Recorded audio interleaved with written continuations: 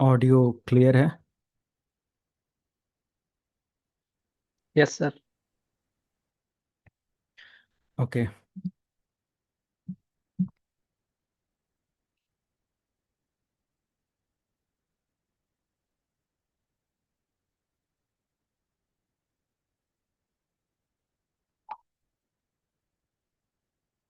So continue करते हैं। Last day हम लोगों ने कवर किया था वर्चुअलाइजेशन को लेकर। आज से हमारा कोर कॉन्सेप्ट एक्टिव डायरेक्टरी को लेकर स्टार्ट है, जो कि बहुत इंपॉर्टेंट रोल प्ले करता है एक इंडस्ट्री के अंदर। इंटरव्यू एग्ज़ाम कहीं पर भी ये काफ़ी इम्पोर्टेंट है और पूछा ही जाना है। इस सारी चीज़ों से लेकर कोई ऐसी जॉब नहीं जहाँ पर आपको एक्टिव डायरेक्टरी डोमेन सर्विसेज के बारे में पूछा ना जाए, राइट? ओके।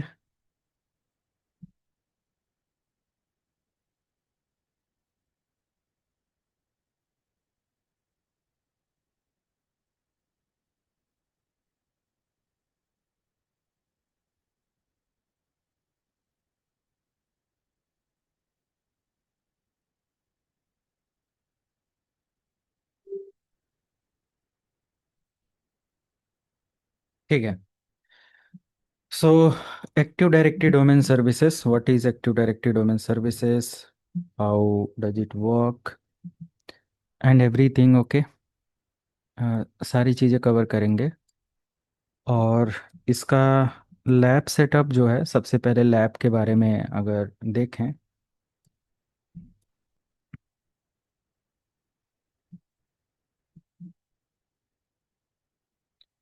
तो कुछ इस तरीके से आपको एक इमेज है, और इस इमेज के थ्रू हम लोग समझ सकते हैं कि क्या लैब सेटअप और सारी चीज़ें होने वाला है। Okay. So as per this lab सारी चीज़ें हम लोग सेटअप करेंगे। तो मैं इसका lab setup VirtualBox VMware hyper भी अब आपको सब बताया गया।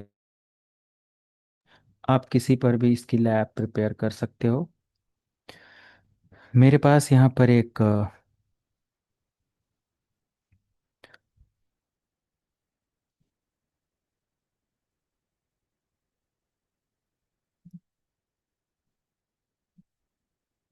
वर्ष वीएम वेयर है जिस पर मैं सारी चीज़ें इस्तेमाल करने वाला हूँ। और यहाँ पर हमारे पास आप देख सकते हो अप्रॉक्स 3 सर्वर हैं, सर्वर 1, सर्वर 2, सर्वर 3, एंड कुछ क्लाइंट्स हैं। तो एक्टिव डायरेक्टरी डोमेन सर्विसेज का जो भी रोल होता है ना, वो इसीलिए होता है कि एक इंडस्ट्री के अंदर बहुत सारे सर्वर्स और बहुत सारे क्लाइंट्स को सर्विसेज देने के लिए हम लोग एक्टिव डायरेक्टरी डोमेन सर्वर का इस्तेमाल करते हैं, राइट?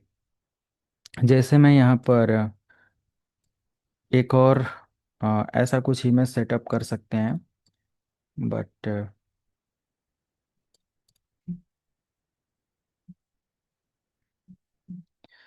एक्टिव डायरेक्टरी को लेकर। So what is active directory domain services and lab setup?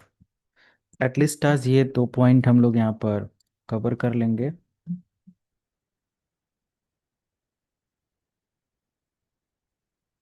Okay.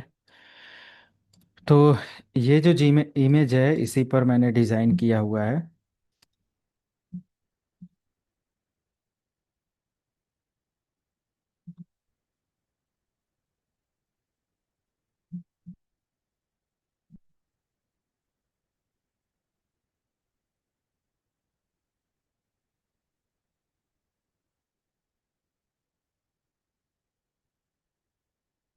Copy paste नहीं होगा। ठीक है, तो कोई नहीं, एज पर इमेज ही हम लोग देख लेते हैं। मैंने यहाँ पर 2-3 सर्वर लिया है, आप जितना चाहे उतना सर्वर पर इसका सेटअप कर सकते हो। ओके। क्योंकि इसको इंटरप्राइज या हर जगह पर इसका इस्तेमाल किया जाता है, छोटी ऑर्गेनाइजेशन बड़ी ऑर्गेनाइजेशन। इसका यूज़ क्या है पहले उसको देख लेते हैं। So it is all about active directory domain services. Okay. And active directory domain services is a centralised domain service management. Okay. और core directory service in Microsoft Windows Server environment. Okay, and it store information related user computers groups and other network resources. Okay, so Active Directory means it is a directory database for users, for computers, for groups and others, right?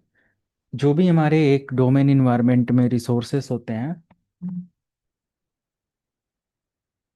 उन सभी को manage करना, उन सभी के लिए database create करना, store करना, और अदर जो भी स्टफ होते हैं उन सभी को मैनेज करने के लिए एक एक्टिव डायरेक्टरी डोमेन सर्विस का इस्तेमाल किया जाता है। ओके, तो active directory domain service basically store detail related users, computers groups and other network resources. Okay, and make this information accessible to authorized user and administrator. जिनका भी जो भी इंफॉर्मेशन होता है, लाइक अपडेट होता है, वो ऑथोराइज यूज़र ही access कर सकता है। जैसे अगर एक यूज़र मैंने डोमेन के अंदर क्रिएट किया रोहन नाम से, तो उसको बहुत सारी सर्विसेज में भी अलॉट की जा सकती है, बहुत सारी पॉलिसीज़ या बहुत सारे ऐसे एक्सेस दिए जा सकते हैं। तो उन सारी चीज़ों को एक्सेस सिर्फ रोहन ही कर सकता है, बाकी और किसी के पास परमिशन नहीं है। ये एक सेंट्रलाइज्ड सिक्योर एक्सेस कंट्रोल हमें एक्टिव डायरेक्टरी डोमेन सर्विस के अंदर देखने को मिलता है। ओके, तो जो भी हमारी इंफॉर्मेशन होती है वो ऑथोराइज्ड यूज़र द्वारा ही एक्सेस की जा सकती है, एडमिनिस्ट्रेटर द्वारा ही एक्सेस की जा सकती है, उसका कंट्रोल स्पेसिफिक यूजर के पास होता है, और ये सब है। So basically it is active directory domain services are centralised database for domain environment. Okay, तो यहाँ पर मैंने तीन सर्वर ले रखा है, दिस इज सर्वर वन, और may be this is server two, this is server three. Okay, so आप इन सभी सर्वर्स को देख सकते हैं। एक मुंबई लोकेशन है, एक दिल्ली लोकेशन है, और एक अनदर दिल्ली लोकेशन पर सर्वर रखा हुआ है। इस डायग्राम को हम लोग यहाँ पर भी समझ सकते हैं। मैं एक्सप्लेन करता हूँ जैसे इसके अकॉर्डिंग।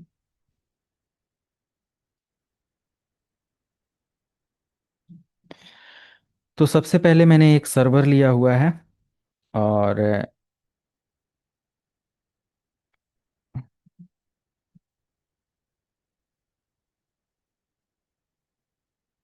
ओके, सर्वर का इसमें वो चेंज हो चुका है।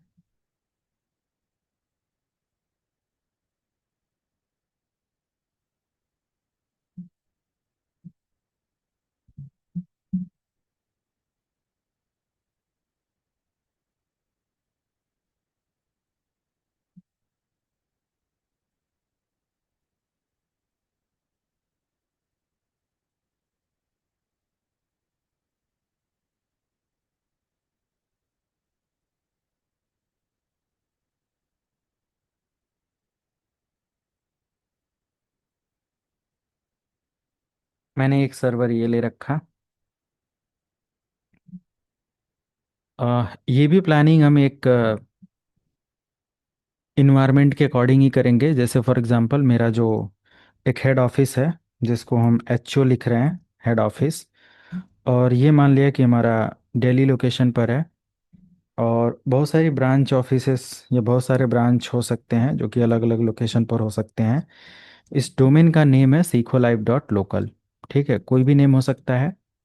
जस्ट मैंने एक नेम आइडेंटिफाई करने के लिए अप्लाई किया कि हमारे जो सर्वर का नेम होगा वो एच ओ डेली इसका कंप्यूटर नेम हो सकता है, या sequolive.local हमारे सर्वर का डोमेन नेम हो सकता है।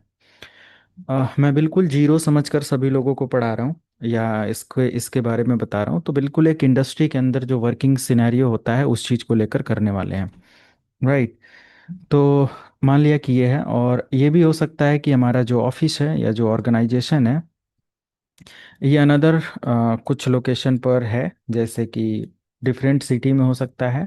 और ये हमारा ब्रांच ऑफिस है जिसको हम B1 मेंशन करेंगे, और इसका जो लोकेशन है मान सकते हैं कि ये मान लिया मुंबई लोकेशन पर है।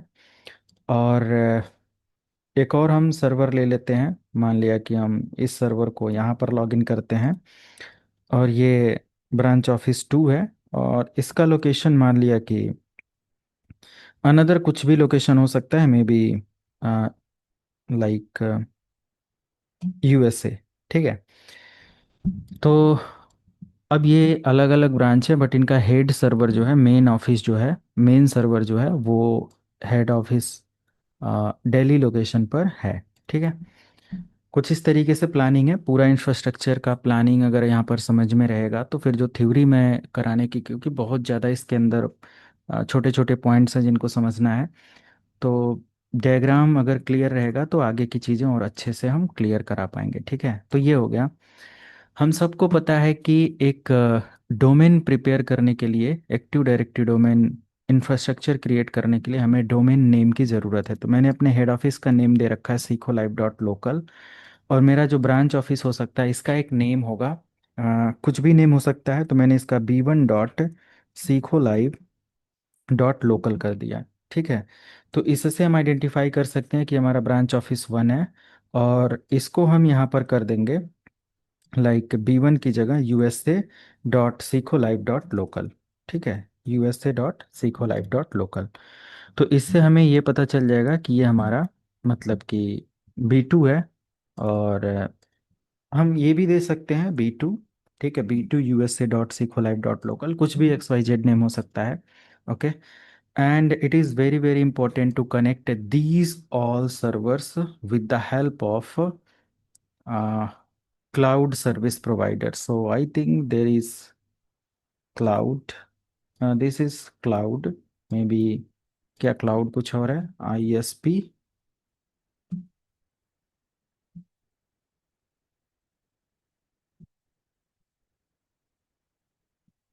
इंटरनेट ले लेते हैं। मान लिया कि ये कोई क्लाउड है। इससे बेटर है कि हमें एक जेन्युइन डायग्राम के साथ जाना चाहिए। क्या कर रहा है ये?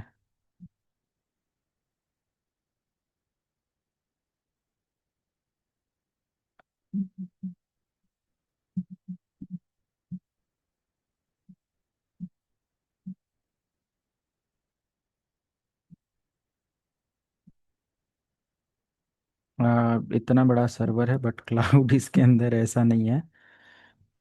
बट ठीक है, इसके थ्रू हम समझ सकते हैं कि हमारा क्लाउड है। क्लाउड मतलब कि एक इंटरनेट सर्विस प्रोवाइडर, और इसकी हेल्प से हम क्या करेंगे, सभी को कनेक्ट करवाएंगे। ठीक है। सो मैं यहाँ पर एक ऐसे ही जस्ट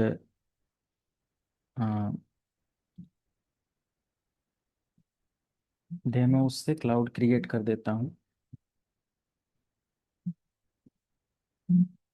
आपकी जो भी लैब बनेगी अ, इस पूरे कोर्स के लिए इसी पैटर्न पर रहेगा। तो हमारा जो,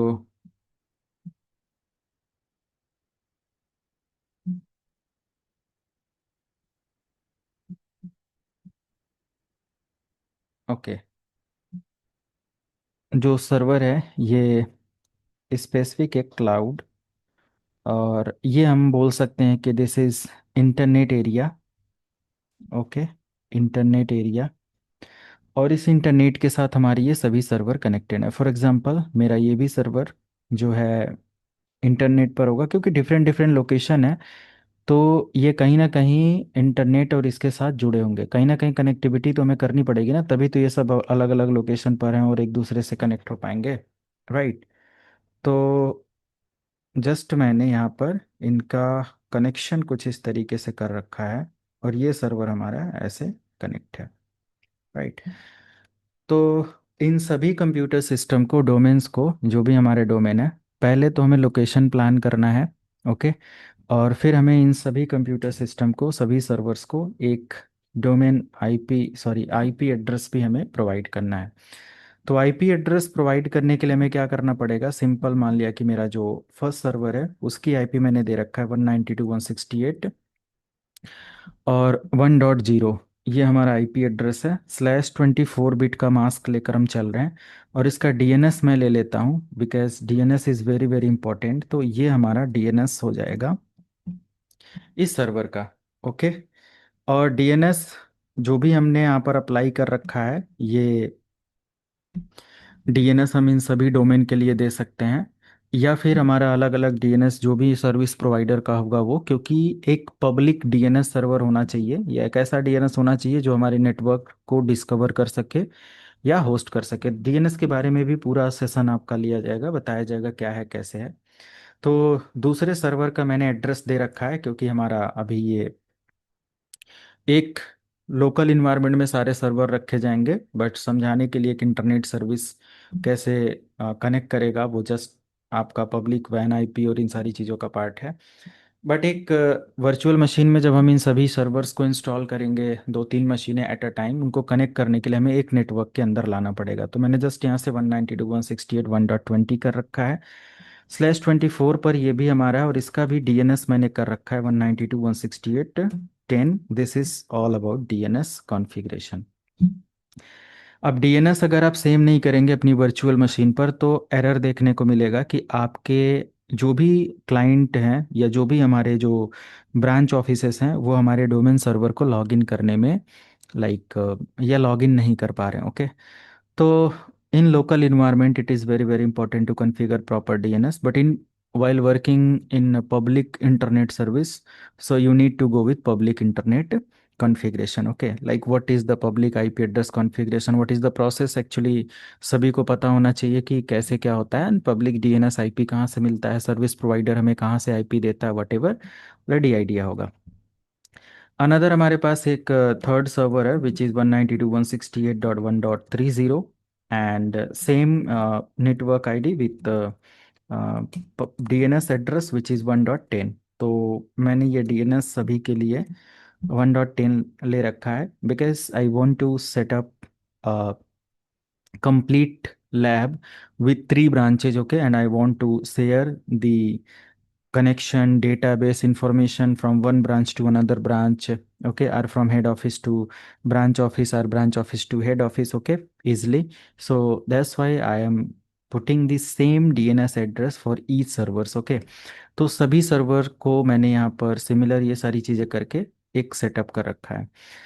now active directory domain services का मैंने बताया कि it provide centralised management, okay. Like multiples of component हम लोग यहाँ पर ऐड कर सकते हैं, जैसे कि जो भी हमारा एक्टिव डायरेक्टरी डोमेन सर्वर होता है, एक एक मिनट, राइट, जो भी हमारा active directory domain domain server होता है, the first point is provide centralised. अगर कुछ पॉइंट नोट डाउन करना होगा या स्क्रीनशॉट लेना होगा तो मैं बोलूँगा उसका स्क्रीनशॉट लेकर सेव कर लेना। पूरा एक पेज में ही आपका एक डिटेल्ड नोट्स तैयार हो जाएगा, ओके। बाकी मैं शेयर भी करूँगा कुछ। तो सेंट्रलाइज्ड सर्विस या रिसोर्स रिसोर्स मैनेजमेंट हमें यहाँ पर देखने को मिल जाता है, राइट। सेंट्रलाइज्ड मतलब कि everything connected from a single server, और everything connected in a like same network बोल सकते हो, और सेंट्रल सर्वर, ओके। तो सेंट्रल सर्वर या सेंट्रली सभी एक दूसरे से यहाँ पर कनेक्टेड हैं, जैसा कि अभी आप देख रहे हो। And I can connect multiples of client, may be I can connect to 20,000 clients over here, I can connect 10,000 clients over here, I can connect 5,000 clients over here, okay। So as per need and requirement I can set up the client environment for the domain controllers, okay। So every domain controller, same facility or same features like this one, this one, this one. Every domain controller manage domain services for their own environment. Okay. So centralized management provide authentication. Okay, authentication. So what is the meaning of authentication? Like it verify the user identities using credentials like username, password, certificates, etc., etc. Right? So there are different types of authentication. Okay, without authentication, it is not possible to access your domain server. Okay, so authentication is very required thing for your domain controller, and authentication with authorization. Authorization. Authorization is very important. Like it determine the resources. Or it determine the resources for a user to allow the access, okay। So authorization means what types of authorizations you have to access from the domain controller, okay। So you can manage or this particular thing managed by your domain server, okay? And then policy enforcement, right? Policy enforcement. So basically, policy enforcement means as a domain controller, as a domain server, as a domain controller, like any domain controller, like this one, like head office domain controller or branch office domain controller can apply different types of group policy to enforce the security and configuration setting for the specific resources, okay? Like it can be deployed for user, for computers, for groups, etcetera etcetera, जो भी हमारे resources होते हैं सभी के लिए for policy enforcement और सारी चीज़ें की जा सकती है, which is very very good for enforcing security and the other parameter for the domain objects, okay? Scalability and delegation, like scalability, scalability and delegation. Scalability means as a domain controller, we can expand multiple branches. If, for example, business uh, our business is growing time to time, है ना? जब भी हमारा business है कुछ time to time grow होता जा रहा है, ऑडियंस इंक्रीज होती जा रही है, सारी चीज़ें, so we need to go with more branches. I want to set up another branch in Hyderabad, so I can expand easily with the help of like domain services, okay? So I can deploy the domain controllers for large organizations, and we can as a server administrator, as a um, like a server admin, I can distribute the administrator task for different locations, okay? Administrator team और admin team, तो हर एक location के लिए मैं decide कर सकता हूँ कि उस लोकेशन पर क्या होना चाहिए, but there is central server, हमारा एक मेन सर्वर है. फॉर एग्जांपल दिस इज हमारा, sorry, this is my main server, okay? मैं मेन सर्वर क्यों बोल रहा हूँ? क्योंकि शायद मुझे ये लग रहा है कि किसी को नहीं पता पेरेंट डोमेन किसको बोलते हैं, किसी को नहीं पता रूट सर्वर क्या बोलते हैं, तो मैं एक एक वर्ड को डिफाइन करूंगा, तो मैं एग्जैक्टली टेक्निकल वर्ड इस्तेमाल करता जाऊंगा, राइट? ये सारी चीज़ें. So for example, this is my main server, and currently this server is the first server for your domain controller. And इसके पास क्या होता है कि पूरे तरीके से सबका एक कंट्रोल होता है और सभी इससे जुड़कर ही कनेक्ट होते हैं इस डोमेन इन्वायरमेंट के साथ. तो हम अलग अलग लोकेशन पर एक्सपेंड करते जाते हैं. Scalability is very very important, और scalable things is very very important for large organization, because बड़ी ऑर्गेनाइजेशंस कभी भी सर्वर को और ज़्यादा एक्सपेंड कर सकती हैं, मल्टीपल सर्वर्स इंक्रीज कर सकती हैं, लगा सकती हैं, सेटअप कर सकते हैं. तो वो सारी चीज़ें पॉसिबल कैसे होती हैं? Through this, okay? होप कि अच्छा क्लियर है सभी लोगों को. थोड़ा सा इसके अंदर इतने कंपोनेंट हैं कि आपको कम से कम, अगर मैं इसमें 10 घंटे बोलता हूँ तो आपको 2-3 घंटे का कंटेंट तो याद करना पड़ेगा, है ना? इस पे 50 घंटे भी बोला जा सकता है. बट क्लियर हो रहा है कॉन्सेप्ट आप लोगों को? कोई कुछ बोला नहीं अभी तक?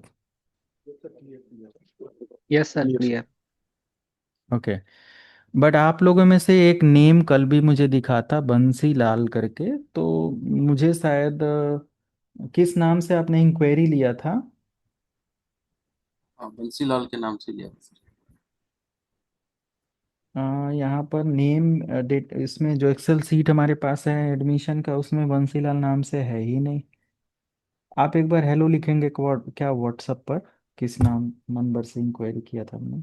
जस्ट हम्म, कंफर्मेशन, अटेंडेंस में दिक्कत होती है ना थोड़ी सी, आप समझ सकते हैं. हम्म, हाँ, आपका नेम गलत नेम से एंटर किया गया है इसमें. ठीक है, मैं इसको अपडेट में डाल देता हूँ. तो इंक्वायरी के समय कुछ नेम गलत अगर कुछ ऐसा, या आप, बहुत सारे ऐसे होते हैं व्हाट्सअप नेम से सेव हो जाता है, ये सब है, तो आप अपना करेक्ट नेम करवा लेंगे, ताकि इन फ्यूचर 5 साल बाद भी आप कोई मैसेज करते हो कोई पर्टिकुलर इन्फॉर्मेशन के लिए, तो हम लोग आपको चेक कर पाएँ. ठीक है, तो स्केलेबिलिटी का मतलब समझो, स्केलेबल नेटवर्क या इन्वायरमेंट हम क्रिएट कर सकते हैं इसके थ्रू। बड़ी बड़ी ऑर्गेनाइजेशन में दो तीन चार सर्वर से काम नहीं होता है, हजारों सर्वर लगाने पड़ते हैं, डेटा सेंटर्स हो गया, ये सारी चीज़ें। ओके, सो इसलिए स्केलेबल इन्वायरमेंट हमारा डोमेन सर्विस का होता है। डेलीगेशन, अच्छा, व्हाट इज डेलीगेशन?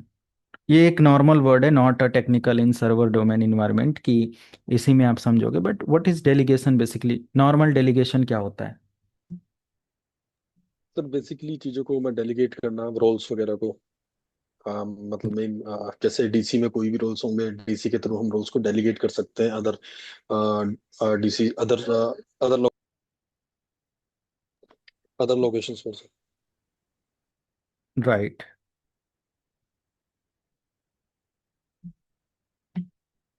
ठीक है, और कोई कुछ?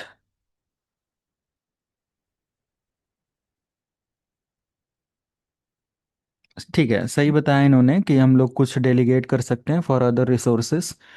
तो ठीक है, इस डेलीगेशन यही चीज़ होता है स्केलेबिलिटी, मतलब कि जब हम दोनों वर्ड एक साथ क्यों ऐड किया गया ये भी आप देखो। स्केलेबल मतलब जब हम अपने डोमेन इंफ्रास्ट्रक्चर को बढ़ाते हैं, फॉर एग्जांपल मैंने एक और साइट यहाँ पर इम्प्लीमेंट किया, इसका डोमेन इन्वायरमेंट क्रिएट किया, एक सर्वर सेटअप किया, ये सारी चीज़ें। So we need to delegate the some role and responsibility and services. Okay, like so administrative permission जो होती है वो अनदर किसी स्पेसिफिक यूजर या ग्रुप को पर्टिकुलरली वो असाइन की जाए, तो वो एक प्रोसेस होता है जो कि डेलीगेशन का होता है। ठीक है, तो या मान लिया कि कोई ऐसा कंप्यूटर सिस्टम है और उस कंप्यूटर सिस्टम पर पूरी तरीके से मतलब वो फुल्ली डोमेन कंट्रोलर नहीं है, बट मैंने उसको कुछ रोल एंड रिस्पॉन्सिबिलिटी ट्रांसफर कर दिया, कुछ परमिशन उसको दे दिया, है ना, लाइक गिविंग स्पेसिफिक परमिशन और administrator permission to the another user or groups और other objects. Okay, that is the part of delegation.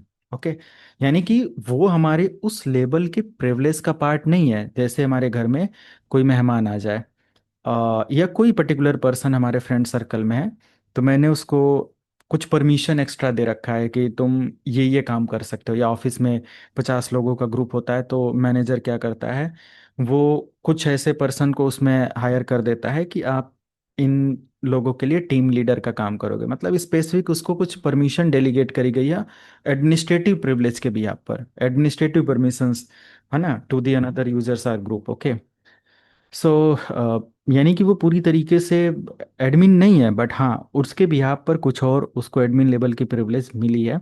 That is the part of delegation. तो scalability is very very important in domain environment, and same process जो हमारे delegation का है वो भी है कि हमें अलग अलग किसी यूजर या किसी ग्रुप को हो सकता हो कि वो लॉगिन करे क्रेडेंशियल्स अपने उन सारी चीज़ों को, तो उसको हमें एक स्पेसिफिक एडमिन की प्रिविलेज देनी पड़े ताकि वो उस लेवल के टास्क को हैंडल कर पाए, मैनेज कर पाए।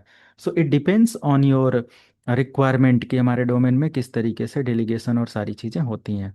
ओके, वैसे मैंने क्या बताया कि अगर 50 लोगों की टीम है, मैनेजर अकेले हैंडल कर रहा है, तो शायद सबके ऊपर निगरानी ना रख पाए, बट उसने चार ग्रुप बना दिया। मान लिया 15 का एक, 15 का एक, 10 का एक, 10 का एक, ठीक है, ऐसा कुछ बना दिया। 15 के ऊपर एक टीम को, एक पर्सन को बिठा दिया, कुछ उसको डेलीगेशन मतलब एक्स्ट्रा परमिशन देकर on behalf of managing team, जो भी मतलब मैनेजिंग एडमिन, और दूसरे को, तीसरे को, तो चार मतलब टोटल अब 5 पर्सन उस चीज़ को मैनेज कर सकते हैं।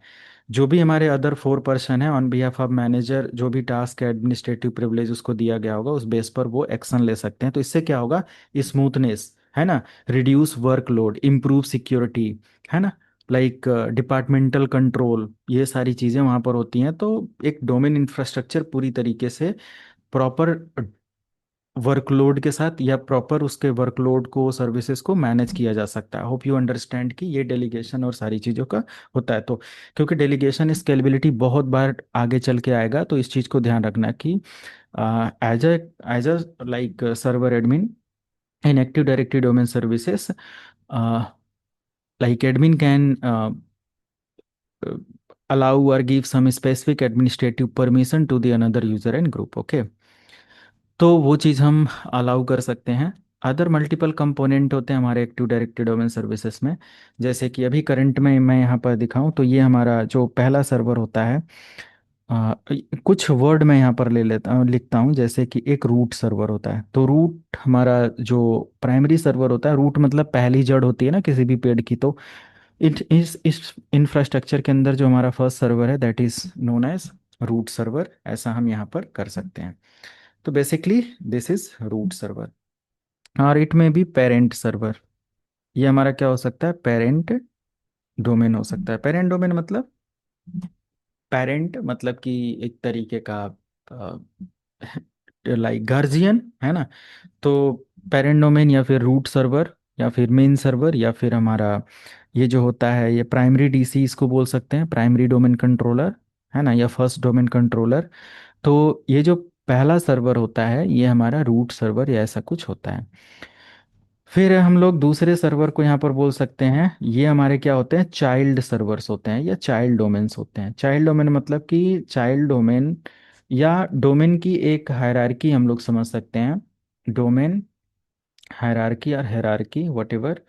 तो इसका काम क्या होता है, इसका काम क्या होता है, जैसे एक हमारा है डीसी, इसके अंडर हमारे सीडीसी, इसके अंडर हमारे और भी सीडीसी हो सकते हैं, मल्टीपल सीडीसी हो सकते हैं। फिर हमारा हो सकता है आरओडीसी, और किसी भी डीसी का भी हो सकता है एडीसी, इसका भी हो सकता है ए सीडीसी, मतलब additional sorry additional child domain controller, additional domain controller, additional read only domain controller. मतलब एक एक तरीके का ये जो सर्वर होता है ये जस्ट बैकअप सर्वर हमारा यहाँ पर प्लान किया जाता है। तो एक हायरार्की यहाँ पर होती है, डीसी मेन सर्वर, उसके अंडर सीडीसी, उसके अंडर हम बोल सकते हैं या उसके नीचे जो सबसे कम प्रिविलेज या सबसे कम परमिशंस जिसको मिली होती है वो रीड ओनली डोमेन कंट्रोलर होता है। अपने एक सर्वर की कॉपी बनाने के लिए हम लोग एडिशनल डोमेन कंट्रोलर बनाते हैं, इसका भी एडीसी बन सकता है, इसका भी, किसी भी सर्वर का एक कॉपी सर्वर बनाया जा सकता है। ठीक है, एक या एक से ज़्यादा कॉपी सर्वर बनाए जा सकते हैं। तो एक और कोर कंपोनेंट आपको यहाँ पर आइडिया लगा, राइट। तो मैंने क्या कर रखा है यहाँ पर, DC server, for example this is my DC and this is CDC and this is CDC 2, CDC 2, ऐसा हम प्लान कर सकते हैं। और ये भी हो सकता है कि हमारा जब मेन सर्वर है या हमारा ये सर्वर किसी भी सर्वर पर बहुत ज़्यादा लोड हो रहा है या बहुत सारी ऐसी चीज़ें हो सकती हैं कि वो सर्वर अगर डाउन होता है तो पूरे नेटवर्क में इम्पैक्ट पड़ेगा। So in that case I can configure another additional domain controller. मैं उसका भी एक यहाँ पर डायग्राम डिज़ाइन कर देता हूँ। तो स्क्रीनशॉट अगर इसका लेना चाहें आप ले सकते हैं।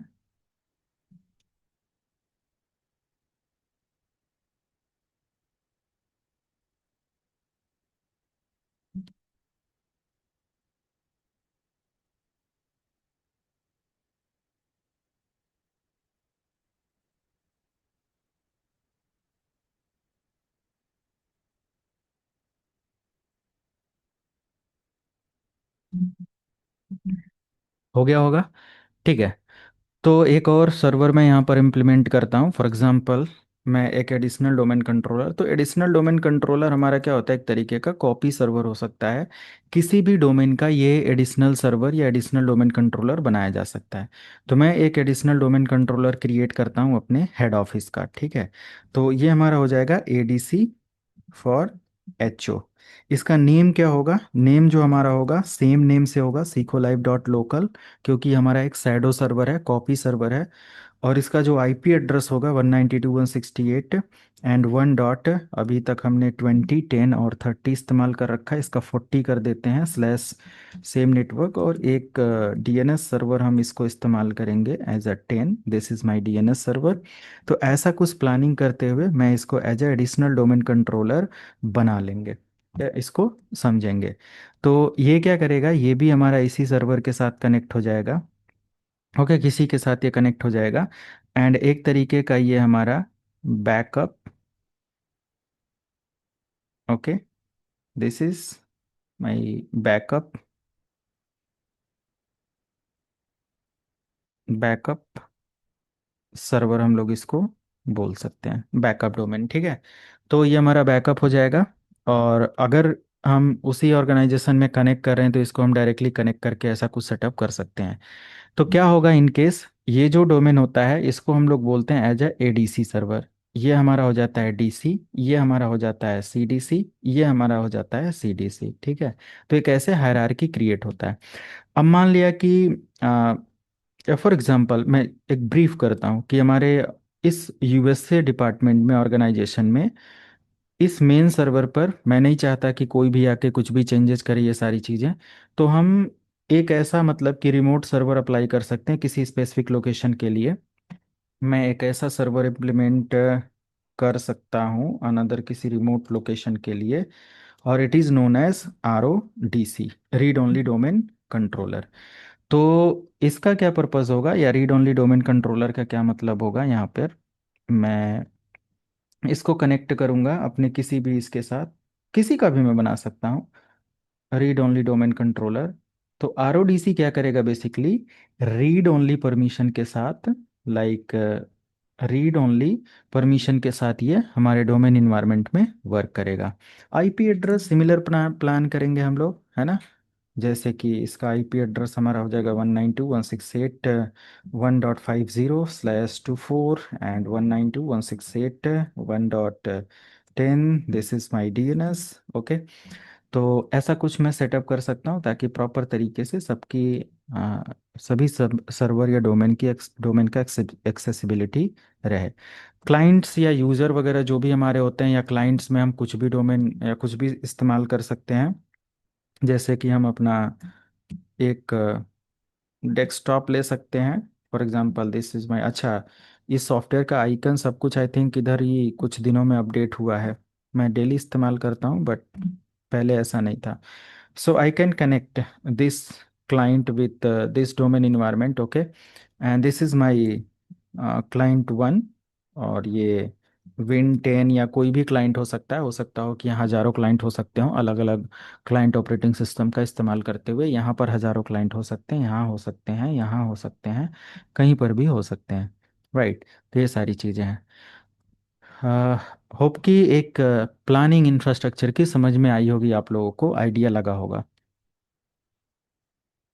Yes sir, yes. ठीक है। Yes sir. इसी बेस पर जब भी हम इंफ्रास्ट्रक्चर अब प्लान करेंगे, जब आप सर्वर लैब प्रिपेयर करोगे, तो मैं क्या करूँगा, जैसे कि हो सकता हो कि मैं अपने इस VMware की मशीन पर इंस्टॉलेशन मैंने एक करवाया था, बट हो सकता हो कि मैं यहाँ पर मल्टीपल सर्वर लॉन्च करूँ, क्योंकि मुझे DC भी बनाकर दिखाना है, CDC भी दिखाना है, इनके रोल रिस्पॉन्सिबिलिटीज़ देखने, ये सारी चीज़ें। बट आपको सब कुछ करने की ज़रूरत नहीं है, सर्व MCSA का पार्ट है ही नहीं। काफ़ी एडवांस जब आप कभी पढ़ने जाएंगे तो सारे डोमेन्स के बारे में प्रैक्टिकल लैब और सारी चीज़ें मिलेंगी। बट मैं यहाँ पर करूँगा ताकि आपको एक इन्वायरमेंटल जो लाइक वर्किंग फंक्शन होते हैं ना हमारे डोमेन इन्वायरमेंट का, वो समझ में आए कि एक इंफ्रास्ट्रक्चर मतलब एक कंपनी एंटरप्राइजेस के अंदर कैसे इन सर्वर्स का हम रोल रिस्पॉन्सिबिलिटी मैनेज करते हैं। प्लानिंग मैं करवा दूंगा। बाकी किसी भी एक डोमेन पर आप अपना user groups, computer, sites, logical, physical, DNS whatever जो भी मैनेज करते हो, ऐसे ही आप सारे सर्वर्स पर कर सकते हो। ठीक है। तो इस इंफ्रास्ट्रक्चर के साथ अगर हम लोग कुछ और डोमेन कंपोनेंट और सारी चीज़ों को लर्न करें, जैसे कि core component of active directory domain services, like core components of AD/DS। Okay. AD बस मत लिखना, एक्टिव डायरेक्टरी अलग होता है और एक्टिव डायरेक्टरी डोमेन सर्विसेज की डेफिनेशन अलग है। It is just active directory, और एक्टिव डायरेक्टरी का रोल समझाना है, और डोमेन सर्विस का मतलब डोमेन की जो सर्विसेज हैं उसको एक्सप्लेन करना है। राइट। सो मेक श्योर कि वर्ड का खेल है। तो कोर कंपोनेंट में देर इज DC। ओके। ये हमारा कोर कंपोनेंट है। DC मीन्स सर्वर्स, जो भी हमारे होते हैं servers running active directory domain services. Okay. Every server running active directory domain services, ये भी हमारा ADDS रन करता है, ये भी हमारा ADDS रन करता है, ये भी हमारा इस रोल को रन करता है, ये भी हमारा। This is the core component. ये सभी सर्वर पर हमारा क्या होगा, ये रोल हमारा रन होगा। जब हम इस रोल को रन करेंगे तब हमें पता चलेगा कि हमें DC बनाना है, CDC बनाना है, वो अलग पार्ट है। ओके। तो every active directory domain services store the directory database and handle the authentication request for the client and other server computers और machines. Okay. Or like handle the authentication request for other domain objects, okay, or for domain objects. तो ये क्या होता है, हमारा एक directory database होता है और इसका काम होता है हैंडल करना, मैनेज करना, कंट्रोल करना जो भी ऑथेंटिकेशन रिक्वेस्ट प्रोसेस डेटाबेस हमारे डोमेन ऑब्जेक्ट्स के हैं उनके लिए। इसका भी वही काम है, सभी सर्वर्स के ऐसे काम होते हैं। एक्टिव डायरेक्टरी डेटाबेस जो यहाँ पर बनता है, there is first component is DC, domain controller, okay. मैं इसको भी लिखते चलूँ, domain controller. So the domain controller क्या हमने बोला कि it is directory database, okay. Directory database, the main function of directory database क्या है यहाँ पर। मैंने आज एक डिजिटल पेन खरीदा है तो ये अच्छा चल रहा है। तो डायरेक्टरी डेटाबेस यहाँ पर है, एंड डायरेक्टरी डेटाबेस का मतलब क्या है कि जो भी हमारे डोमेन ऑब्जेक्ट्स होते हैं ना, डोमेन ऑब्जेक्ट्स डेटाबेस, मैं डेटाबेस को डीबी से लिख देता हूँ। तो जो भी हमारे डोमेन ऑब्जेक्ट के डेटाबेस हैं इनको ये क्या करता है, स्टोर, मैनेज, कंट्रोल करता है। सेकेंड पॉइंट हमारा हो जाता है, this is first, and second point जो भी हमारा होता है यहाँ पर मैं as a active directory database, जिस फाइल के अंदर होता है उसको हम लोग बोलते हैं NTDS.DIT, ठीक है, एंटी डॉस और NTDS.DIT। तो NTDS.DIT ये हमारा क्या होता है, कोर कंपोनेंट है हमारे एक्टिव डायरेक्टरी डोमेन सर्विसेज का। It store all directory data, ये क्या करता है, store all directory data, okay. इन सभी जो भी हमारे डेटाबेस होते हैं इनका by default location C windows sysvol के अंदर सारे, सिसवॉल नाम का और NTDS नाम का ये डेटाबेस और सारी चीज़ें बनती है, अभी आप देखोगे, ठीक है।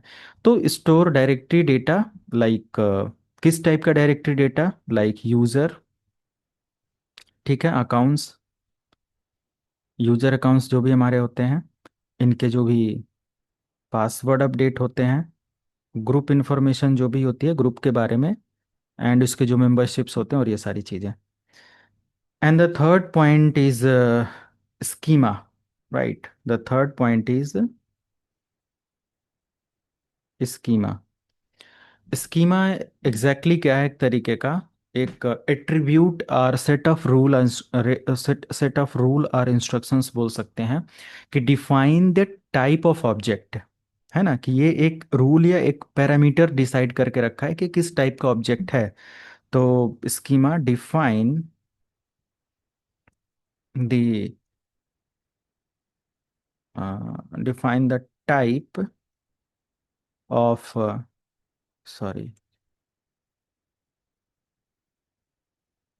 type of objects, okay.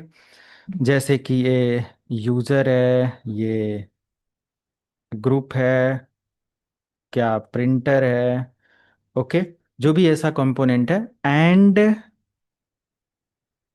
There attributes, इनके जो भी एट्रीब्यूट्स हैं, जो प्री डिफाइंड प्रिंसिपल्स हैं, वो ये सेटअप करके रखता है। इनके साथ छेड़छाड़ नहीं किया जाता है। आप इनको भी देख सकते हो कि एट्रीब्यूट्स कहाँ होते हैं, जब FSM रोल ट्रांसफर करते हो किसी भी ऑब्जेक्ट के लिए देखा जा सकता है, राइट। बट सिंपल स्कीमा हमारा क्या होता है कि एक तरीके का define the type of object, कि किस टाइप का ऑब्जेक्ट है और उसका एट्रीब्यूट्स है, प्रिंसिपल पैरामीटर क्या है, राइट, इस तरीके का। लॉजिकल स्ट्रक्चर भी हमें यहाँ पर देखने को मिलता है, लाइक एक चीज़ और हम यहाँ पर ऐड ऑन कर सकते हैं, like fourth point, there is logical structure.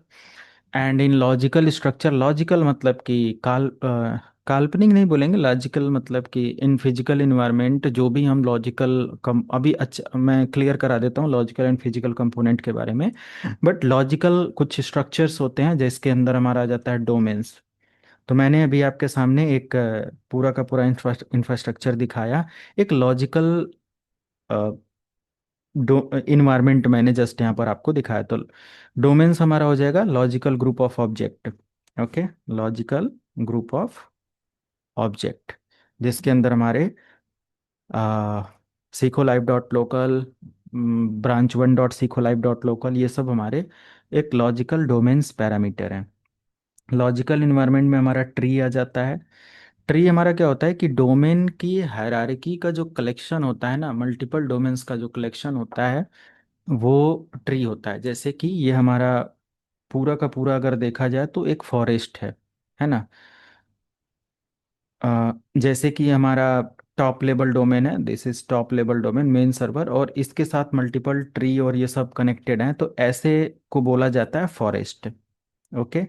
But इस हायरार्की में जो इंडिविजुअल सर्वर होते हैं, इनको क्या बोला जाता है, ट्री डोमेन हम लोग बोल सकते हैं। तो tree a collection of domain in a hierarchy, जो भी हमारे डोमेन्स के कलेक्शन है। जैसे समझ लो कि फॉरेस्ट एक जंगल, जंगल क्या होता है, बहुत सारे उसके अंदर पेड़ होते हैं। बट ट्री अगर बोला जाए तो कोई स्पेसिफिक एक पेड़ का होता है, बट उसी जंगल का पार्ट होता है। तो सेम हायरार्किकल पार्ट के बारे में यहाँ पर बात हो रही है। ओके। एंड एक चीज़ और मैं यहाँ पर ऐड ऑन करना चाहूँगा कि domain tree forest and user groups आप बोल ही सकते हो, but organizational unit OU, organizational unit, it is a container of users groups computers or other domain resources। हो सकता हो कि ओयू ओयू ओयू अभी ये पूरा मैंने खत्म नहीं कर दिया कि ओयू यही है, फॉरेस्ट है, या मैं जस्ट हिंट दे रहा हूँ कि these are the core component, और इसको बहुत डिटेल में एक्सप्लेन करेंगे करेंगे हम, ठीक है। तो ओयू हमारा क्या होता है, it is a container in domain environment. It contains the different different types of domain objects like user details, computers details, group details, okay, and other different different types of domain objects ये store कर सकता है, रख सकता है। तो ये भी हमारा एक कोर कंपोनेंट हमारे डोमेन का होता है। ओके। अब एक डोमेन सर्वर का ये सारा पार्ट आपने देख लिया, तो डोमेन फंक्शन कैसे करता है, डोमेन काम कैसे करेगा, है ना। तो मान लिया कि हमारे पास एक ये डोमेन है, और इसका मान लिया कि ये हमारा डोमेन है। अब इस डोमेन के अंदर मैंने कुछ यूजर बनाए, for example let me show how how to और हाउ एडीडीएस वर्क, ये काम कैसे करता है, इसका प्रोसेस पहले आप समझो। तो सबसे पहला स्टेप होता क्या है, स्टेप वन, आपने यूज़र क्रिएट कर लिया। मान लिया कि मैंने यहाँ पर क्रिएट कर दिया यूज़र वन, एक क्रिएट कर दिया यूज़र टू, एक क्रिएट कर दिया यूज़र थ्री, एक क्रिएट कर दिया यूज़र फोर। मैंने मल्टीपल ऐसे यूज़र क्रिएट कर दिया। ग्रुप भी मैं क्रिएट कर सकता हूँ यहाँ पर। तो डोमेन कंट्रोलर, सबसे पहले we need to plan domain database with the help of active directory domain services role, okay, and feature, it's feature. तो मैंने एक डोमेन प्लान कर लिया, my domain name is Seekho live dot local. अब plan हो जाने के बाद, प्रमोट हो जाने के बाद, डायरेक्टरी डेटाबेस क्रिएट होगा, जिसके अंदर मैंने डायरेक्ट डेटाबेस क्रिएट किया user one, user two, user three, user four, okay. Multiple computers मैंने यहाँ पर कनेक्ट कर लिया इस डोमेन के साथ। अब इन यूजर्स को मैं इन कंप्यूटर्स पर क्या कर सकता हूँ, लॉगिन कर सकता हूँ। यूजर कहाँ पर बने हैं, हमारे डोमेन सर्वर पर। सेंट्रल ऑब्जेक्ट को ये मैनेज कर रहा है, तो हमारे ये जो ऑब्जेक्ट है ये किसी भी डोमेन कंप्यूटर्स पर लॉगिन हो सकते हैं, है ना, इनको पूरी परमिशन होती है। तो डायरेक्टरी डेटाबेस में हमारा क्या होता है, कुछ हमारे डेटाबेस हमारे सर्वर पर बनते हैं, जैसे कि LDAP, light weight directory access protocol, okay.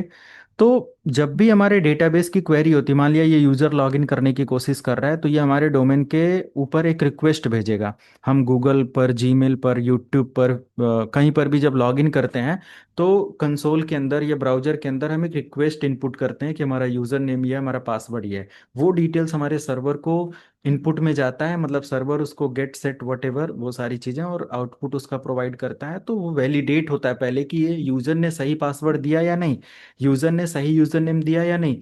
तो उस तरीके से जब ये यूज़र यहाँ पर लॉगिन करेगा, क्रेडेंशियल यहाँ पर जाएगा, तो light weight directory access protocol क्या होता है, एक तरीके का डायरेक्टरी एक्सेस प्रोटोकॉल होता है, और वो उस डायरेक्टरी को एक्सेस करने के लिए एक ऑथेंटिकेशन प्रोसेस जनरेट करेगा, ओके।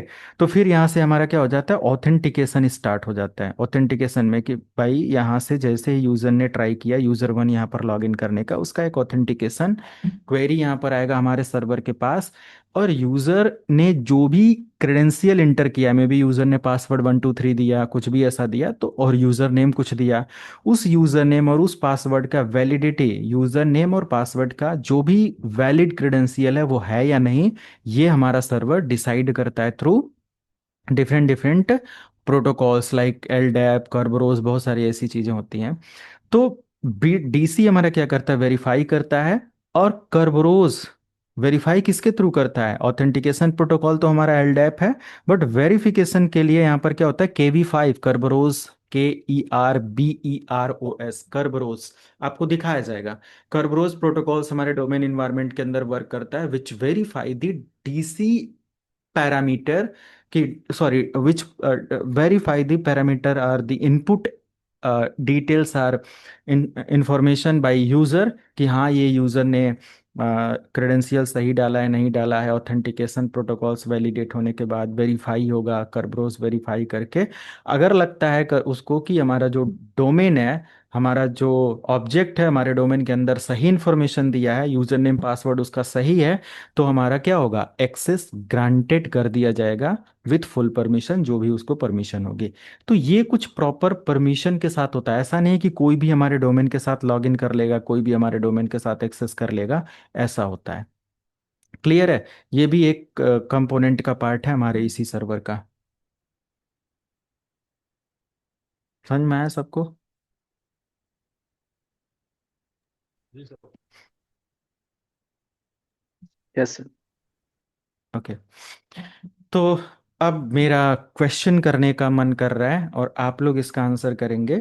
एक एक पॉइंट बस कुछ करना है, बहुत इजी क्वेश्चन है कि ओवरऑल इतने सारे फंक्शंस हमारे डोमेन इन्वायरमेंट में है, तो फिर इसका बेनिफिट कुछ क्या मिल रहा है हमें, बेनिफिट्स क्या है हमारे डोमेन इन्वायरमेंट का, हमारे एक्टिव डायरेक्टरी डोमेन सर्विसेज का क्या बेनिफिट हमें मिल रहा है, दो तीन आप बता सकते हो।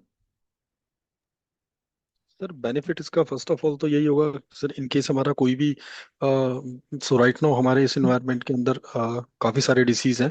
इन केस अगर हम्म। कोई one of the DC got down, so in that condition we can access it through another one, and we can save the business by doing that. Scalable access और बोल सकते हैं कि सेंट्रलाइज्ड एक्सेस, है ना? क्लियर है? एक benefit ये है कि हमें सेंट्रलाइज्ड एक्सेस मिल रहा है। इन केस अगर हमारा कोई डोमेन डाउन हो रहा है, कहीं कुछ हो रहा है, तो हमारे पास ऑप्शंस है, हम उस सेंट्रलाइज्ड एक्सेस होता है, तो कोई ना कोई डोमेन हमें वैलिडेट और रिस्पॉन्स करेगा और हम डोमेन के अंदर वर्क कर सकते हैं।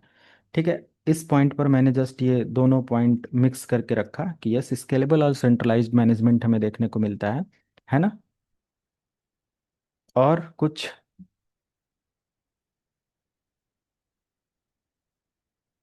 सिक्योरिटी है, हाँ है ना? सिक्योरिटी मेंटेन हो रहा है ना? Yes sir. Yes yes. Centralised control, okay, controlled permission हमें देखने को मिल रहा है। एंड लाइक हम लोग बोल सकते हैं कि मैंने जो पॉइंट ऐड ऑन नहीं किया है, ये भी चीज़ हो सकता है कि there is AD integration. Okay, ये वर्ड भी अब इस्तेमाल किया जा सकता है, एडी इंटीग्रेशन। इंटीग्रेशन मीन्स अगर हमारा डोमेन सर्वर तैयार होता है ना, तो इसी डोमेन सर्वर को हम लोग एज अ वेब सर्वर के साथ इंटीग्रेट करते हैं, एज अ एक्सचेंज सर्वर के साथ इंटीग्रेट कर सकते हैं, एज अ शेयर पॉइंट के साथ इंटीग्रेट कर सकते हैं, क्लाउड के साथ इसको इस्तेमाल कर सकते हैं, कहीं पर भी हम इसको यूज़ कर सकते हैं।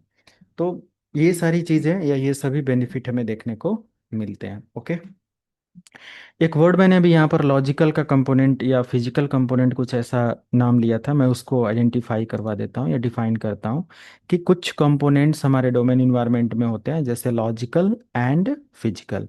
ओके, तो लॉजिकल और फिजिकल, सबसे पहले हम लोग यहाँ पर डिटरमाइन करते हैं या एक्सप्लेन करते हैं what about physical component. Physical components are the actual like tangible things which we can touch and feel. Okay, like वो चीज़ें जो हार्डवेयर लेवल में अवेलेबल हैं, वो हमारे फिजिकल कंपोनेंट हमारे डोमेन इन्वायरमेंट के बोले जाते हैं।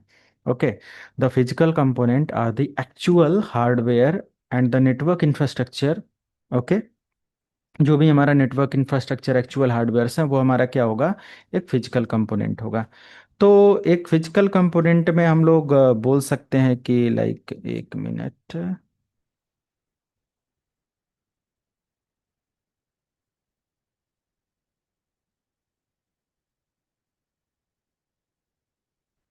फर्स्ट कंपोनेंट हमारा हो रहा है टीसी, एक सर्वर होगा, एक सर्वर तो होगा ना, server that store a copy of active directory domain services, right. तो डोमेन कंट्रोलर हो गया, and may be multiple DC हो सकते हैं, सिंगल डीसी, मल्टीपल डीसी, जैसा भी आपको ज़रूरत है। Second, data stores, data stores the physical part like NTDS dot D I T, ये हमारे एडी का डेटाबेस है जो कि किसी न किसी डोमेन सर्वर के अंदर रखा जाएगा, ओके। सी विंडोज़ के अंदर इसका डेटाबेस क्रिएट होता है। तो ये हमारा फिजिकल एक कंपोनेंट होता है, ओके। एंड और बोल सकते हैं ग्लोबल कैटलॉग सर्वर होता है, ये भी हमारा फिजिकल कंपोनेंट होता है, जिसको हम लाइक कॉन्फ़िगर कर सकते हैं इसको। अ, जो भी हमारे डीसी होते हैं वो एक सर्वर से दूसरे सर्वर के साथ कनेक्ट होते हैं, डेटाबेस रेप्लिकेट कर सकते हैं, सर्चेज में हेल्प कर सकते हैं। तो ग्लोबल कैटलॉग के थ्रू ये चीज़ पॉसिबल होती है, जिसमें हमारा one DC to another DC replication, searching का जो कॉन्सेप्ट है वो इजिली अवेलेबल होता है। लाइक ग्लोबल कैटलॉग एक तरीके का बोल सकते हैं, it is a process of repository system where multiple server connect centrally with a single repository, and जब भी कोई क्वेरी आती है तो one server, two server, three servers उसमें रिस्पॉन्स कर सकते हैं थ्रू डेटा रेप्लिकेशन, ओके। कोई ना कोई तो रिस्पॉन्स करेगा ही करेगा। रीड ओनली डोमेन कंट्रोलर, जिसको आरओडीसी बोलते हैं, ये भी है। साइट्स हमारा फिजिकल कंपोनेंट होता है, राइट। साइट्स मतलब कि ये पहली बार वर्ड आ रहा है तो मैं इसको भी थोड़ा सा वो करता हूँ। Site means it is a physical location, okay. तो जियोग्राफिकल लोकेशन जिसको हम बोल सकते हैं कि दिस इज द साइट, मैंने अभी आपको साइट बनाया कि दिस इज साइट, यार, दिल्ली हेड ऑफिस साइट, ये हमारा साइट है, ठीक है, ये भी हमारा एक साइट है। तो स्पेसिफिक एक लोकेशन है, फिजिकल लोकेशन, ये सारी चीज़ें हैं। लॉजिकल कंपोनेंट में भी हमारा क्या हो जाता है, जैसे डोमेन हो जाते हैं, जैसे कि हम लोग बोल सकते हैं कि सीखो live dot local, okay, and like logical group of objects. तो जो भी हमारे डोमेन्स हैं, सारे डोमेन्स का अगर हम लोग एग्जांपल लें तो is a part of logical component. थोड़ा सा डिफरेंस है, बट हाँ, यूजर्स, ग्रुप्स, कंप्यूटर्स, ये हमारे क्या है, लॉजिकल पार्ट होते हैं। डीएनएस वगैरह के थ्रू आइडेंटिफाई करना, जो डीएनएस सर्विस यहाँ पर होती है, डीएनएस सभी के अंदर, it is a logical component DNS का ये है। ट्रीज, जो मैंने बोला कि एक सिंगल हायरार्की जो होता है, ट्री, ट्री मतलब कि हायरार्की ऑफ डोमेन, और वन आर मोर डोमेन्स, जो भी हमारे डोमेन्स या डोमेन इंफ्रास्ट्रक्चर में एक या एक से ज़्यादा डोमेन होते हैं, तो उनमें से किसी इंडिविजुअल एक सर्वर को या डोमेन्स के हायरार्की को हम ट्री सर्वर बोल सकते हैं। तो ये हमारा एक लॉजिकली कंपोनेंट ऐड किया जा सकता है, समझा जा सकता है। जैसे कि हमारा मेन सर्वर है सीखो लाइव डॉट लोकल, और इसके अंडर हमारा क्या है, एक B1 डॉट सीखो live dot local, it is a tree label domain, okay. Forest यहाँ पर हो सकता है, फॉरेस्ट मतलब कि highest level of active directory, और इसके अंदर हमारे पूरे चाहे वो कॉमन स्कीमा हो, ग्लोबल कैटलॉग हो, रिलेशनशिप हो, ट्रस्ट हो, ऑर्गेनाइजेशनल यूनिट, ये सभी हमारे क्या हो जाते हैं, एक तरीके के ऑर्गेनाइजेशनल यूनिट। ये कंटेनर है, बट इसका कोई फिजिकल इन्वायरमेंट और ऐसा नहीं है। ऑर्गेनाइजेशनल यूनिट के अंदर हम बहुत सारे ऐसे कंपोनेंट प्रिपेयर करते हैं जो कि हम लोग आगे करेंगे भी, ओके। तो एग्जैक्टली यही सारी चीज़ें होती हैं। फिजिकल मतलब फिजिकल कंपोनेंट में ऐसा होता है कि वो कंपोनेंट जो अफेक्ट करते हैं हमारे एडी को, एडी के डेटा को, है ना। और लॉजिकल कंपोनेंट हमारे अफेक्ट करते हैं या डिफाइन करते हैं कि हमारा जो भी डेटा है वो ऑर्गेनाइज कैसे हो रहा है ना। तो डीसी हमारा एक डेट मतलब फिजिकल कंपोनेंट भी है, और डोमेन कंट्रोलर हमारा इसके अंदर अगर हम सभी की बात करें तो वो एक लॉजिकल कंपोनेंट का भी वो वर्कर है, तो मतलब कि डेटा स्टोर्ड, रेप्लिकेट और फिजिकली एक्सेस्ड जो है वो हमारा फिजिकल कंपोनेंट का पार्ट होता है, और लॉजिकल कंपोनेंट में हमारे जो होते हैं, जो भी ऑर्गेनाइज मैनेज किए जाते हैं बाय एडमिनिस्ट्रेटर, है ना, यूजर अकाउंट, और जो भी ग्रुप्स और ये सारी चीजें होती हैं उनके द्वारा, राइट, ये सब है। आगे की प्लानिंग जो भी हम लोग यहाँ पर करेंगे वो एक फिजिकल इन्वायरमेंट का डिस्कशन हम लोग कर चुके कि हमारे डोमेन्स हैं, अलग अलग लोकेशन और ये सारी चीज़ें। फिजिकल प्लानिंग आपकी जब हो जाएगी then you can define. It is not mandatory कि हमें पूरा का पूरा डोमेन इन्वायरमेंट एक साथ सेटअप करना है, कि हमें ये सब एक साथ करने हैं। You can use single domain, okay, there is no problem. मैं सिंगल डीसी सर्वर क्रिएट करूँगा, इसके अंदर यूज़र बनाऊंगा, इसके अंदर ग्रुप बनाऊंगा, इसके अंदर ओयू बनाऊंगा, सारे काम कर सकता हूँ, जो कि हम यही काम अदर सारे डोमेन पर कर सकते हैं। ओके, तो प्रोसेस हमारा ये रहेगा, how to install DC server, या फिर लाइक डोमेन। पहले तो इंस्टॉलेशन देखेंगे, then we can define the function and role and responsibility of domain server and their component, कि भाई फिर हम समझेंगे कि स्कीमा किस तरीके की सर्विसेज मैनेज कर रहा है, ओयू क्या कर रहा है इसके अंदर, कर्बरोस क्या कर रहा है, एलडैप क्या कर रहा है, ठीक है। तो वो चीज़ हम mtds.dit कहाँ होता है, सिसवॉल कहाँ होता है, ये चीज़ हम फिर समझ पाएंगे जितना भी हम लोगों ने वो करा। तो सबसे पहला हमारा ये हो जाता है कि lab setup. So I am going to setup the domain controller on my first server which is server 2025, and the server name is may be S1 S2 S3, कुछ भी ऐसा। S1 करेंगे, DC1 करेंगे, और या रूट करेंगे, कोई एक इस नेम के साथ हम इसकी प्लानिंग स्टार्ट करेंगे। आज इंस्टॉलेशन कर लेते हैं एक डोमेन का, ताकि आपको इसका लैब और सारी चीज़ें रहें। तो मैं यहाँ से अपना S1, ये हमारा एक सर्वर 1 है, इसको लाइव करता हूँ, और कुछ इस तरीके से।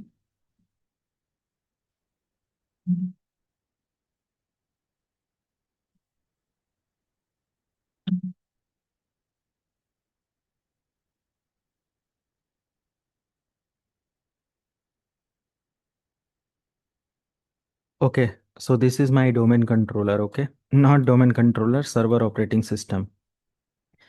So how you can plan your server, कैसे आप इसकी प्लानिंग करोगे इसको पहले देखते हैं। तो मैं इसका डिस्प्ले,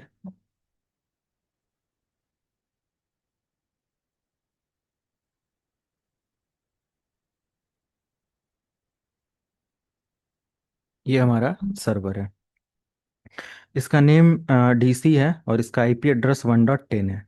आईपी एड्रेस की कॉन्फ़िगरेशन एज पर डायग्राम बिल्कुल मैं लेकर चल रहा हूँ, आप देख सकते हो यहाँ पर, ठीक है। तो सेम नेटवर्क आईडी मैं लेकर चल रहा हूँ। तो इतनी configuration, without IP it is not possible to configure domain environment और डीसी रोल, ओके। अगर आपने आईपी प्रॉपर कॉन्फ़िगर नहीं किया, आपका नेटवर्क काम नहीं कर रहा है, so you can not install active directory domain server role, okay.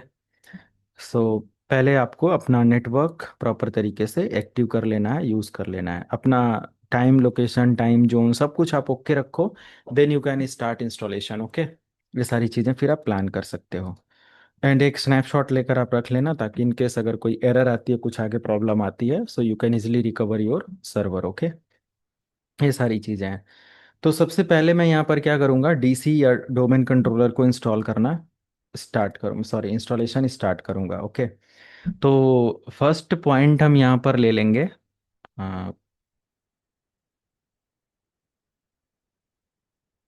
Dashboard के अंदर आकर ऐड रोल एंड फीचर, इसको सिलेक्ट करेंगे, नेक्स्ट पर क्लिक करेंगे। तो यहीं से हमारा जो भी प्रोसेस होता है स्टार्ट होता है। Before you begin while installation of any role and features, it is very very important to know that how you can start installation process for role and features, okay. तो सबसे पहले आपको dashboard में जाना है, add role and feature को जाना है, और रिमूव करने के लिए मैनेज के अंदर जाकर आपको रिमूव रोल्स में जाना है, ठीक है। तो यहाँ से कह रहा है कि start the remote role and feature. तो रिमोटली अभी मुझे कोई काम नहीं करना है, जस्ट आपको कुछ ना करते हुए नेक्स्ट करना है। बट ये कह रहा है कि if you are a new और बिगनर और फ्रेशर, तो ये कह रहा है कि आपको कुछ चीज़ें ध्यान रखना। Before you continue verify that following task have been completed. कुछ पहले से यहाँ पर चीज़ें हैं जो कि आपको कंप्लीट करके रखना है। आप वेरीफाई कर लो ये है या नहीं। Administrator account has a strong password. आपके एडमिन अकाउंट का स्ट्रॉन्ग पासवर्ड है? नहीं है तो उसको कर लो। Network settings, IP address, static IP, जो भी एड्रेस वगैरह है इसका कॉन्फ़िगरेशन होना चाहिए। बिकॉज अगर हम पब्लिक आई या लाइक एक डायनेमिक आईपी अपने मेन सर्वर को दे देंगे तो फिर तो कैसे पॉसिबल है कि उस सर्वर को सेंट्रलाइज सर्वर बना पाना, वो तो चेंज होता रहेगा। तो ये चीज भी ध्यान देना है। The most current security update from Windows update are installed. आपको इंटरनेट ऑन करके अपने सिस्टम पर लेटेस्ट सिक्योरिटी पैच इंस्टॉल करके रखना है, which is very very very very important to secure your domain environment. Okay, otherwise you will get multiples types of error, glitch, bug, loopholes, है ना। तो उस चीज को आप फिक्स कर सकते हो। नेक्स्ट टाइम मुझे ये अपडेट नहीं चाहिए तो मैं इसको हटा सकता हूँ, नेक्स्ट करूंगा। Then there is two option, role based और feature based installation, otherwise remote desktop service installation. So if you want to install only remote desktop server service in your computer system or in this server, so you can select second option. If you don't want to install any remote desktop type service, okay, तो आप पहला role select कर सकते, पहला option select कर सकते हो, role based और feature based installation. So this feature allow you to install 20+ role और 21st यानी कि 21 रोल ऑन योर सर्वर। यहाँ पर पूरे 21 रोल आपको एक साथ मैनेज करने को मिल जाएंगे। तो नेक्स्ट करो, यहाँ से हमारा यही सर्वर है, नेक्स्ट करेंगे और यहाँ से हमारे 21 रोल देखने को मिलेंगे। 1 2 3 4 5 6 7 8 9 10 11 12 13 14 15 16 17 18 19 20 21, टोटल 21 अपडेट मिलेंगे। सो हमें करना क्या है, हमें इन सभी रोल्स को तो सीखना मुश्किल है, बहुत टाइम लगेगा। But right now I am going to set up active directory domain services. आपको इसको क्या करना है, सिलेक्ट करना है, and it will ask that while installation of Active Directory domain services, these are the prerequisite are like dependencies roles. Okay, तो जो भी यहाँ पर है, इसको सेलेक्ट करके नेक्स्ट करेंगे एंड यहाँ पर पूरा डिफाइन है कि ये कर क्या रहा है। एक्टिव डायरेक्टरी डोमेन सर्विसेज जितना हम लोगों ने पढ़ा, इन शॉर्ट इसने आंसर दे दिया। Store information about object on the network and makes this information available to users and computer, sorry, and network administrator. ADDS use domain controller to give network user access to permitted resources anywhere on the network through a single logon process. Okay, तो exactly वही सारी चीजें यहाँ पर ये define कर रहा है। एंड देन नेक्स्ट करेंगे।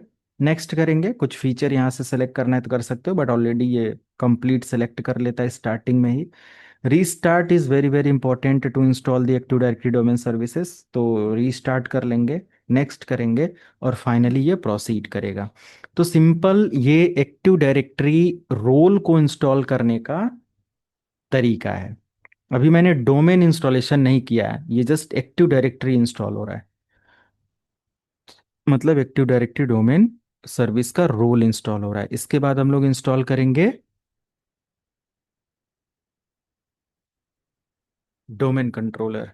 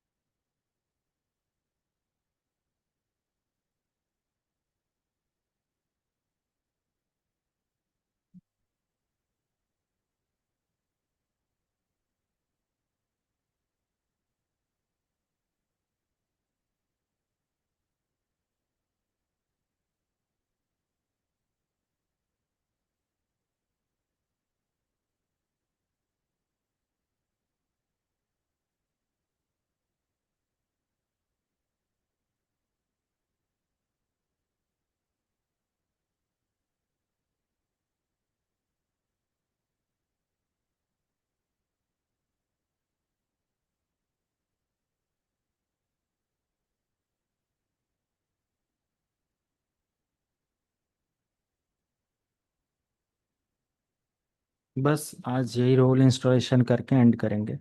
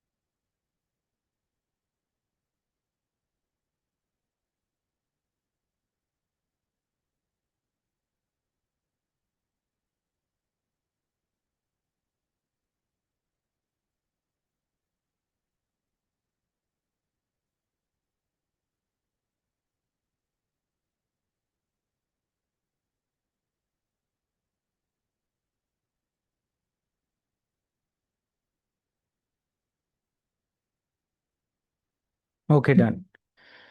तो ये मेरा कंप्लीट हो गया फाइनली। इसको मैं यहाँ से क्लोज कर सकता हूँ, या फिर promote this server to a domain controller, इसको सेलेक्ट करूँगा। और यहाँ से तीन ऑप्शन आपको मिलेंगे। जो टॉप ऑप्शन है ना, टॉप फर्स्ट, ये हमारा क्या है, सी सॉरी RODC और एडिशनल डोमेन कंट्रोलर बनाने का ऑप्शन है। मिड वाला आपका चाइल्ड डोमेन क्रिएट करता है। और सबसे नीचे आपका DC सर्वर यानी कि primary server root server create करता है। देखो यहाँ रूट डोमेन नेम पूछ रहा है, तो यहाँ से DC, CDC, ADC। ठीक है, तो मैं DC क्रिएट करता हूँ यहाँ से, और नेम जस्ट मैं प्लान कर लूँगा SQLite.local, ऐसा कुछ मैं दे देता हूँ। आप कोई भी नेम प्लान कर सकते हो, जस्ट मैंने नेक्स्ट किया। और फाइनल यहाँ से कह रहा है कि forest functional level, domain functional level. तो फंक्शनल लेवल मतलब कि हमारा सर्वर का लेवल क्या रखना चाहते हो। अगर कोई प्रीवियस सर्वर आपके डोमेन इन्वायरमेंट में है और उसको भी आप कंटिन्यू करना चाहते हो, उसको लेकर चलना चाहते हो, तो एज पर नीड आप ऐसा सर्वर सेलेक्ट कर सकते हो। मान लिया कि कोई एक और डोमेन मुझे प्लान करना है जो सर्वर 2016 पर है, ऐसा कुछ है जो मिनिमम इसमें सपोर्ट किया जा सकता है, मिनिमम तक आप लेकर जा सकते हो। तो देख लेंगे। और यहाँ पर हमें कह रहा है कि DNS इसके साथ इंस्टॉल होगा, आपको रहने देना है इसको, मतलब इंस्टॉल होने देना है, अदरवाइज आपका डोमेन प्रॉपर काम नहीं करेगा। ग्लोबल कैटलॉग होगा ही होगा। आपसे एक एडमिनिस्ट्रेटर पासवर्ड पूछेगा जो कि DSRM पासवर्ड होगा। ये ध्यान देना, एक एडमिन का पासवर्ड अलग होता है जो कि लॉगिन पासवर्ड होता है, और ये DSRM पासवर्ड है, डायरेक्टरी सर्विस रिस्टोर मोड। जब आप अपने डोमेन को, एक्टिव डायरेक्टरी को रिकवर करोगे, बैकअप लोगे, रीसेट करोगे, तो उस कंडीशन में आपको इस पासवर्ड की ज़रूरत पड़ेगी। तो या तो पासवर्ड सेम रख सकते हो या चेंज कर सकते हो, बट मेक श्योर आपको इस पासवर्ड को नोट डाउन करके रखना है। अभी रिसेंटली हमारे बैच में एक लोगों का ये था कि क्वेश्चन था, होता है ऐसा क्वेश्चन, बहुत सारे करने वाले होते हैं। लास्ट अभी जो रनिंग बैच है CCNA का, उसमें किसी ने पूछा कि सर राउटर का पासवर्ड मैं भूल जाऊं तो मैंने कहा कि क्यों भूल जाएंगे। कहा कि मान लिया कि सर उसमें कॉन्फ़िगरेशन बहुत सारी कर रखी है, पहले से बहुत सारी चीज़ें चल रही हैं, और उसका एक बैकअप प्लान करके, मतलब बैकअप भी नहीं है, कुछ भी नहीं है, रनिंग डेटा पर सारी चीज़ें, और मैं पासवर्ड भूल गया। या मान लिया उसका बैकअप भी कहीं है, तो भी मुझे उसको एक्सेस करने के लिए पासवर्ड चाहिए, तो मैं बैकअप भूल गया हूँ, तो मैं क्या कर सकता हूँ उसको। अगर मैं रीसेट करता हूँ तो क्या होगा, तो रीसेट करोगे तो आपका क्या होगा, राउटर पूरी तरीके से डिलीट कर देगा फाइल को और न्यू कॉन्फ़िगरेशन होगा। उन्होंने कहा नहीं नहीं, मुझे कॉन्फ़िगरेशन बचानी है। तो मैंने कहा फिर बैकअप लो कहीं अदर लोकेशन पर, ताकि हम उसको रीसेट करने के बाद रिकवर कर पाएँ। क्वेश्चन था कि नहीं बैकअप नहीं है, फिर भी मुझे करना है। मैंने कहा कंपनी निकाल देगी, है ना। तो बोला कि बिल्कुल ऐसे ही हुआ है। तो हमने कहा कि अच्छा, कंपनी के अंदर काम करने का एक SOP होता है। रेयरली ऐसे कंडीशंस होते हैं जहाँ पर हम ध्यान नहीं देते कि हमें प्री रिक्विजिट क्या होती है और पोस्ट रिक्विजिट क्या होती है, हम जस्ट काम करके छोड़ देते हैं। तो हमें ये चीज़ ध्यान रखना है कि DSRM पासवर्ड है, हमें नोट करके कहीं ना कहीं कोई डेटाबेस कुछ ऐसा रख देना है। रिकवर किया जा सकता है, बट रिकवर करने में डेटा लॉस हो सकता है, सर्वर करप्ट हो सकता है, बियॉन्ड ऑफ सर्विस जाकर कुछ काम करेंगे तो पैसा लग सकता है, माइक्रोसॉफ्ट चार्ज कर सकता है, बहुत सारी चीज़ें। तो ये चीज़ें ध्यान दें। मैं यहाँ से जस्ट इसका एक पासवर्ड देता हूँ जो कि मुझे याद रहेगा, और मैं नेक्स्ट करता हूँ। और मैं यहाँ से फिर से नेक्स्ट करता हूँ।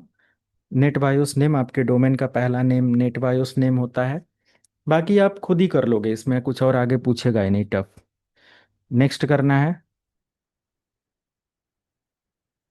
और देखो यहाँ पर सिसवॉल और NTDS दो फोल्डर होते हैं विंडोज़ के अंदर, इन्हीं के अंदर इसका डेटाबेस होता है। अब सिसवॉल के अंदर क्या होता है, NTDS के अंदर क्या होता है, अगले सेशन में अगर मैं एक्सप्लेन ना करूँ, अगले आने वाले जितना भी एक्टिव डायरेक्टरी के सेशन होंगे, तो पूछ जरूर लेना या पढ़ लेना, इंटरव्यू एग्जाम का पार्ट है।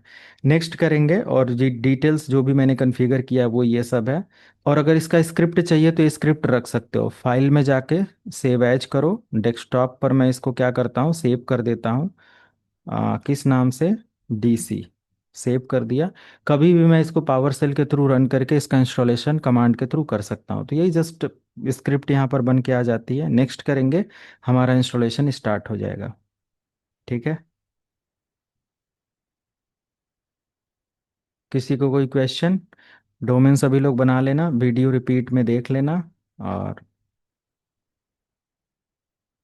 देखो सक्सेसफुली सब कुछ वेरीफाई है, इंस्टॉल पर क्लिक कर दो, 1-2 मिनट में इंस्टॉल होके रेडी, सॉरी रेडी हो जाएगा। कुछ नहीं पूछेगा, रीस्टार्ट होगा, लॉगिन करेंगे, इसके आगे हम लोग यहीं से कल कंटिन्यू कर लेंगे। Okay. Okay sir. Okay, okay good sir. Night, thank you. Good night. Good